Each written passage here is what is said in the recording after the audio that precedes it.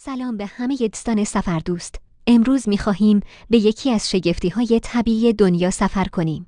غارهای یخی ایسلند. این غارها با زیبایی‌های خیره کننده و مناظر جادویی خود هر سال گردشگران زیادی را به سمت خود جلب می‌کند. غارهای یخی ایسلند نه تنها به خاطر زیبایی‌های طبیعیشان معروف هستند، بلکه داستان‌های جالب و اسراری نیز در دل خود دارند.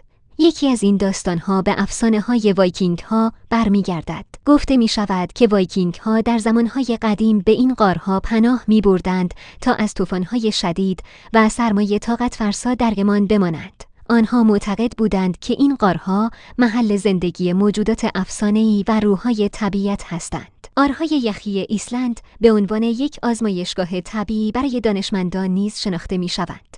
در این غارها لایه‌های یخ به ما اطلاعاتی درباره تغییرات اقلیمی و تاریخ زمین می‌دهند. هر لایه یخ یک سال را نشان می‌دهد و با مطالعه آنها دانشمندان می‌توانند بفهمند که در گذشته چه اتفاقاتی رخ داده است. این غارها به نوعی حافظه زمین هستند و داستان‌های زیادی را در دل خود دارند. وقتی وارد این غارها می‌شوید، احساس می‌کنید که به دنیای دیگری پا گذاشته‌اید. دیوارهای یخید، سقف‌های بلند و نورهای طبیعی که از شکاف‌ها عبور می‌کنند، همه تجربه‌ای فراموش نشدنی را برای شما به ارمغان می‌آورند. در اینجا می‌توانید صدای یخ‌ها را بشنوید که به آرامی در حال ذوب شدن هستند و این صداها به شما یادآوری می‌کنند که طبیعت همیشه در حال تغییر است.